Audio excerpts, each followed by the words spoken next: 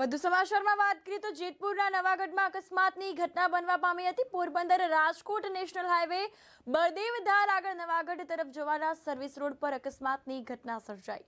Bike ચાલકે road cross કરી લેતા યુવાનને અડફેટે લીધો હતો। ત્યારે યુવાન રસ્તો પસાર કરી રહ્યો હતો અને ત્યારે બાઇક ચાલકે અડફેટે લેતા યુવાન ઈજાગ્રસ્ત થયો હતો।